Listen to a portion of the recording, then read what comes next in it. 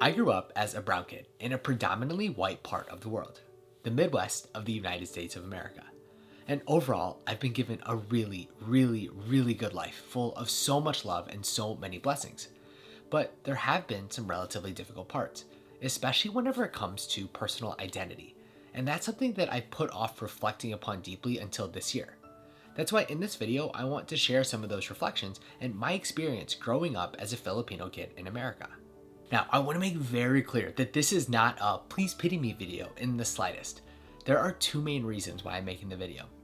The first, I'll admit, is rather selfish. I wanted a reason to reflect deeply on my upbringing, to look back on those memories, those times in the past that I had either forgotten over the years or I had actively suppressed because it hurt so much to think about. This video is part of this overall journey that I'm going through to answer the question, who the heck am I?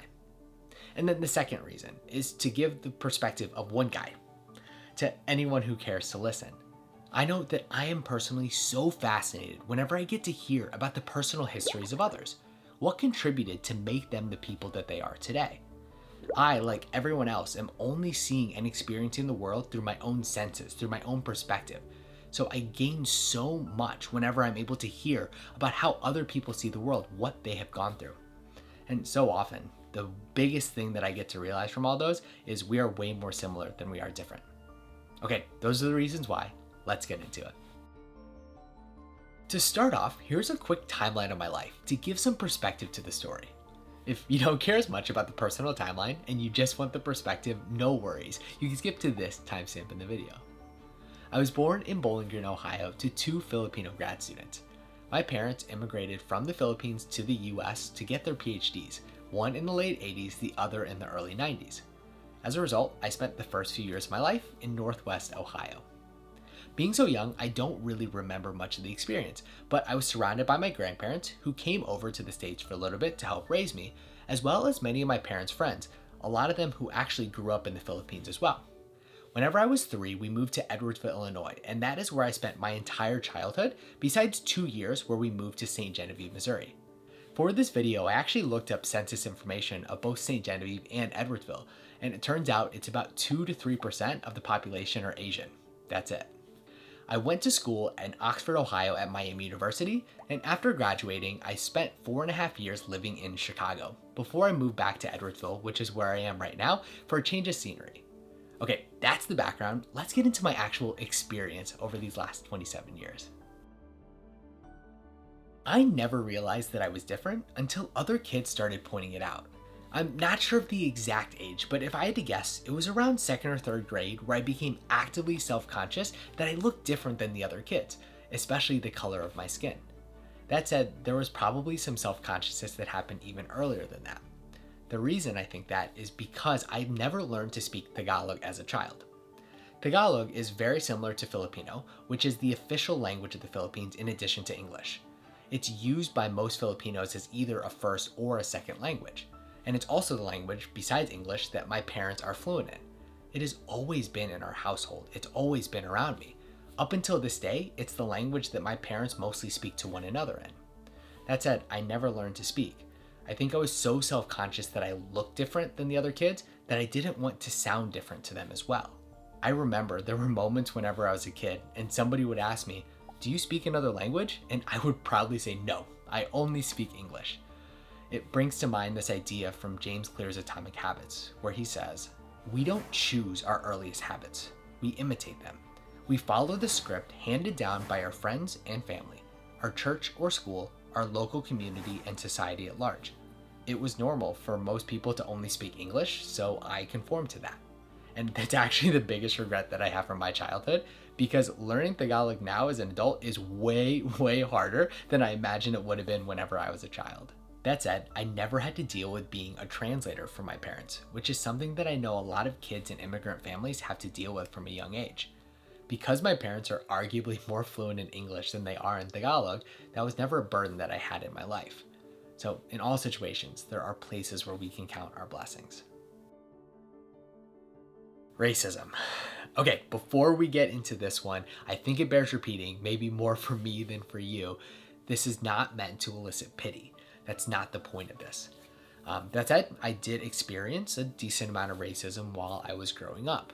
And that's actually where a lot of the suppressed memories came from whenever I really realized, I really reflected on this. I pushed a lot of those thoughts down because they really did hurt to reflect upon. And this isn't an indictment of the places where I grew up or even the people who did those things. I've forgiven them long ago. I don't feel any hatred or animosity towards them because I don't think that they knew any better. If they knew better in the past, they would have done better. I prefer to give them the benefit of the doubt, thinking that they didn't mean to be malicious, or even if they did mean to be malicious, it wasn't against me. It was just for them to be able to fit in. This doesn't justify any behavior, this doesn't make it right, but at the end of the day, I can't control anything in the past, and I don't want to allow them to live rent-free in my head. All we can do collectively is to create a better tomorrow. It was actually really tough to exactly remember the racism that I experienced, and I think that that happened for two reasons. The first is that memory in general is really fickle. Our minds, they don't work like tape recorders where they play back exactly what happened. We forget so much information, and also based on our current circumstances, we put different spins on those things that happened in the past. Essentially, we're constantly rewriting the past.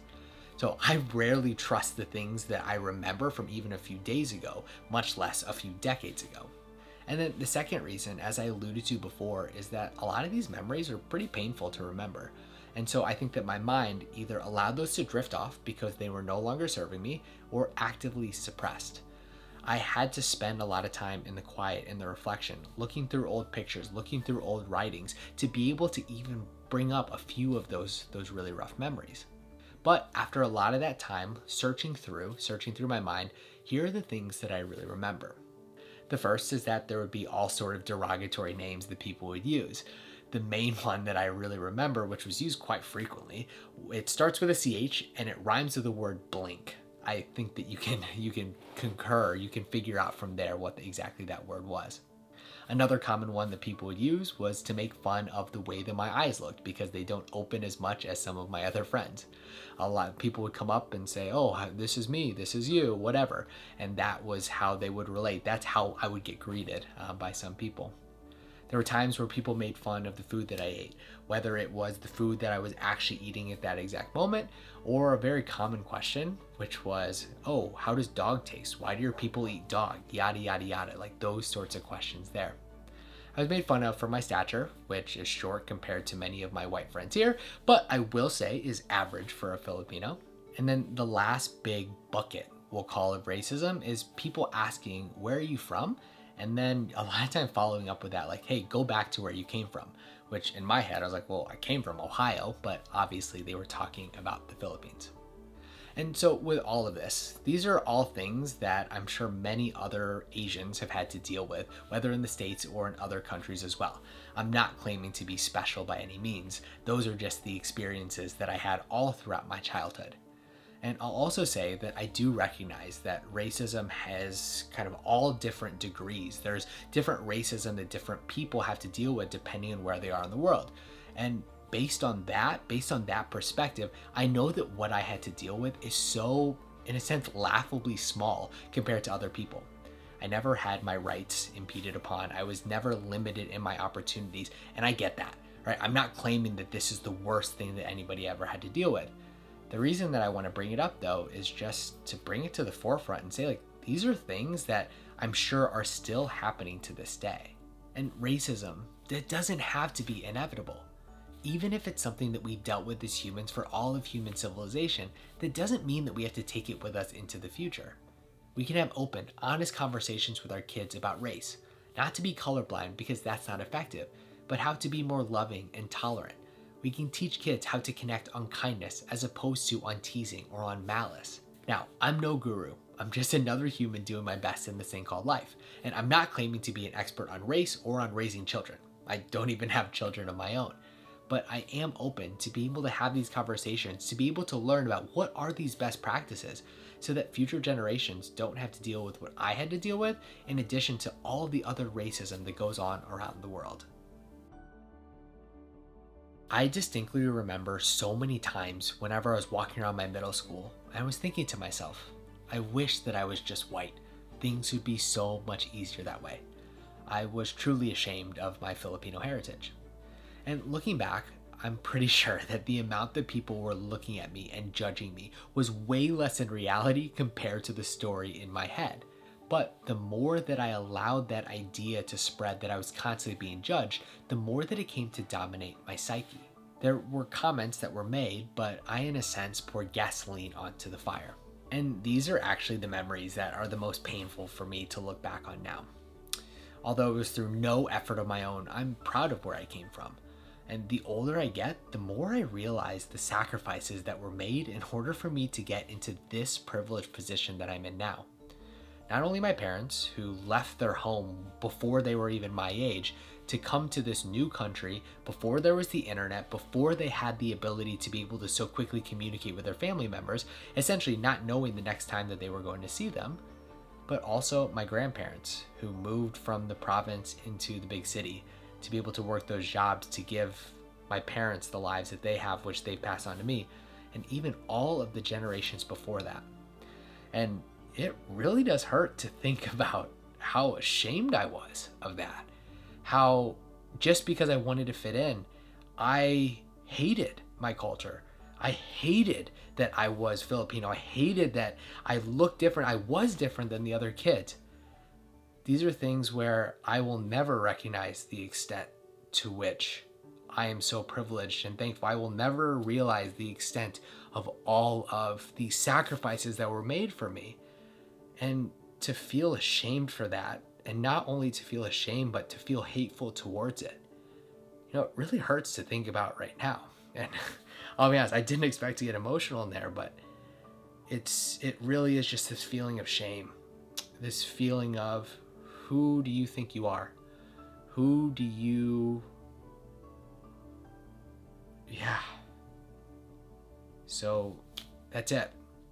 Those feelings of wanting to be white, those feelings of wanting to change who I was, that was the reality of that time for me.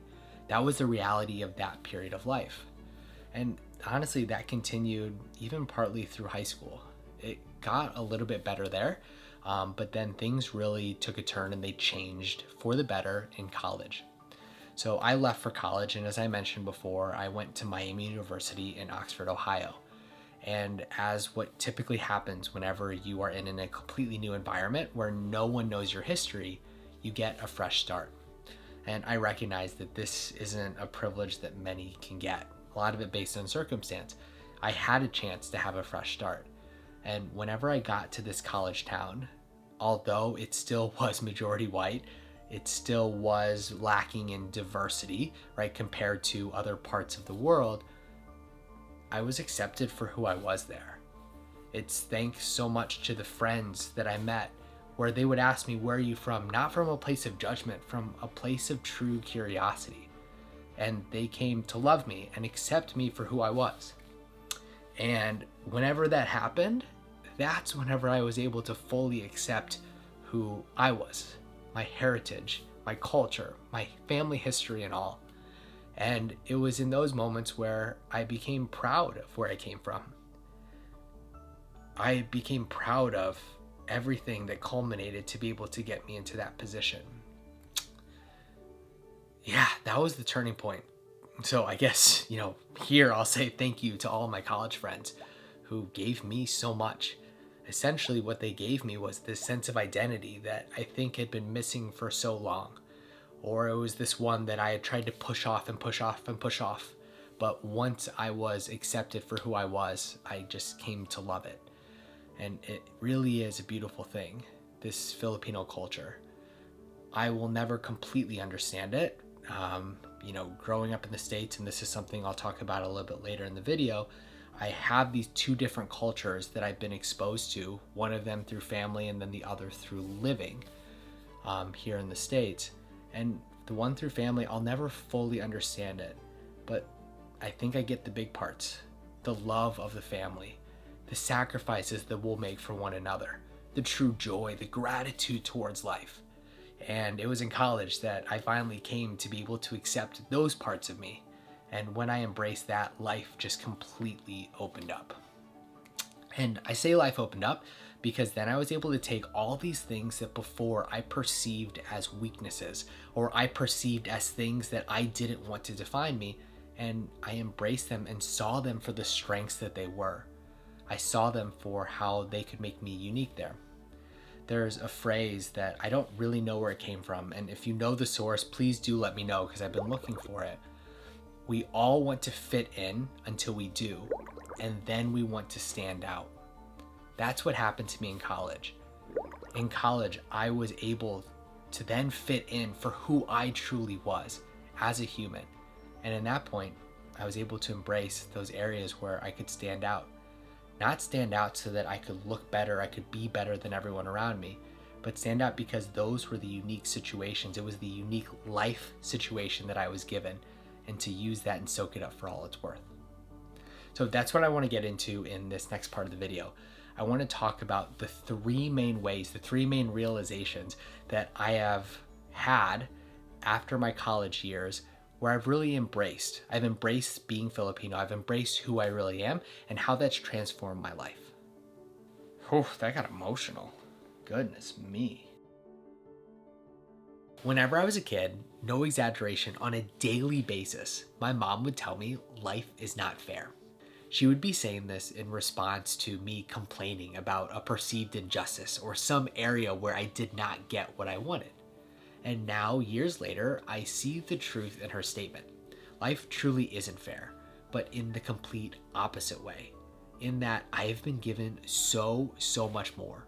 So much more that I can't even quantify in my life compared to if I had randomly drawn a lot of life out of a hat.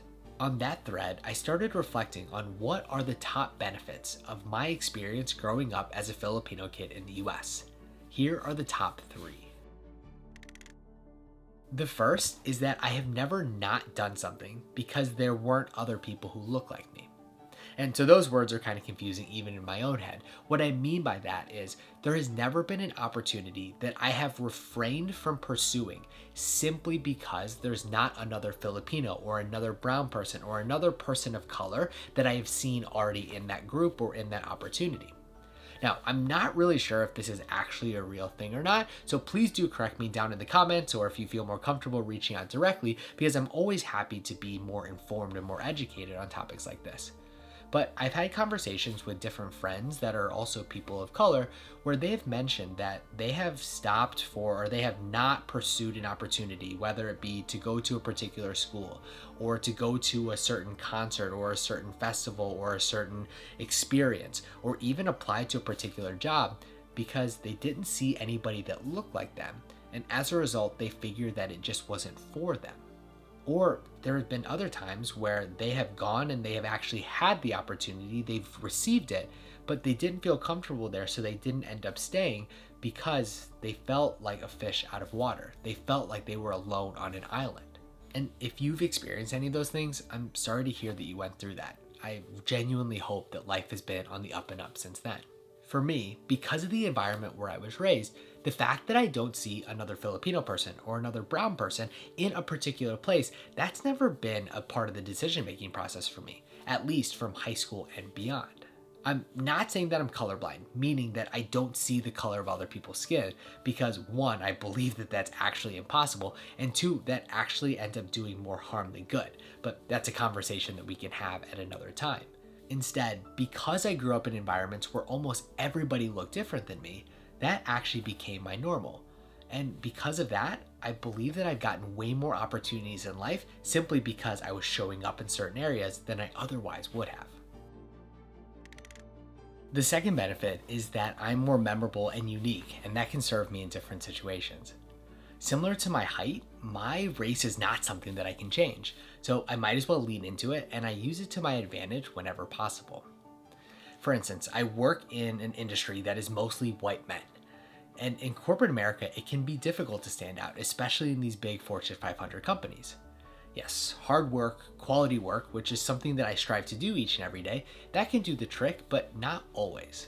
As much as I wish meritocracy was a thing, the world is way more complicated than that.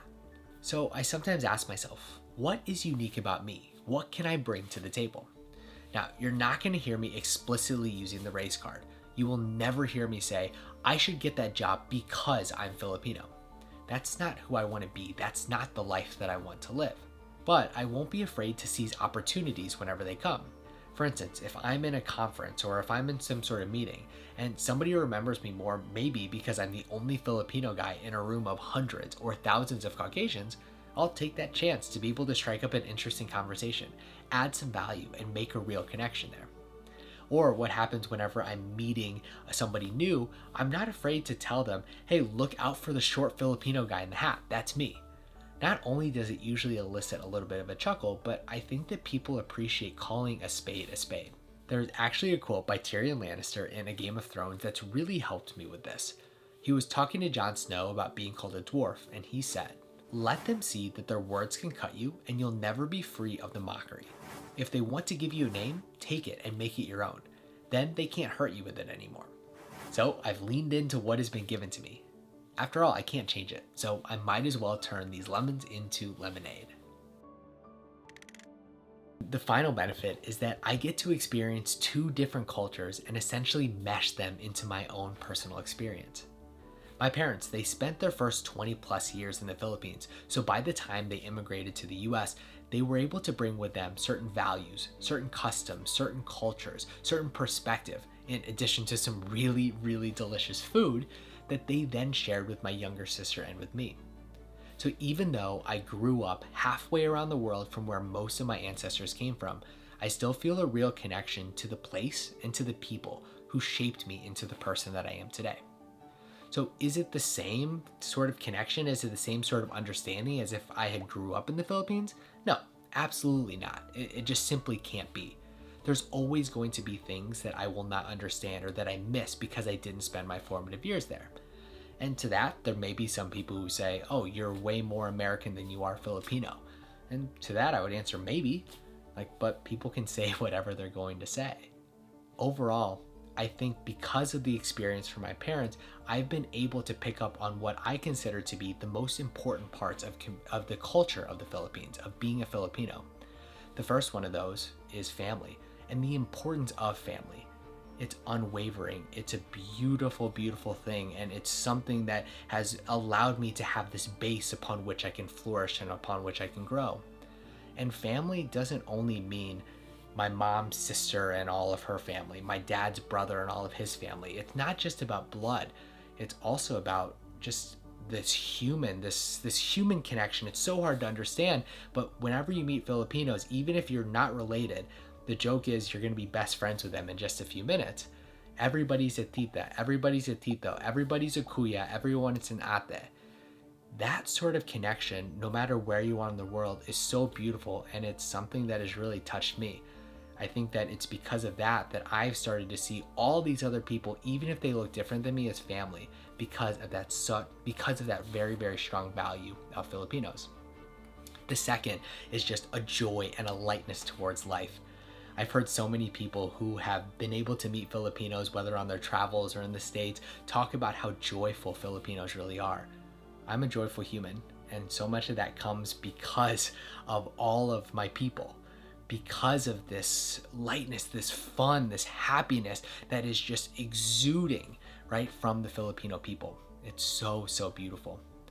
And the last thing, maybe the most important thing, is this gratitude towards life.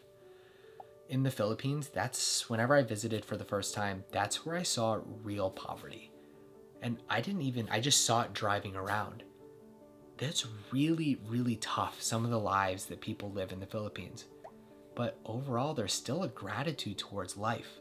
There's a gratitude towards the little that some people do have. And that, to me, has given this perspective. I've been able to take that gratitude and apply it to my own life in almost every single situation. And it's that makes me feel a real connection to all the Filipinos and to my culture, to my heritage. Now, take all of those values and I get to mesh that with my American experience.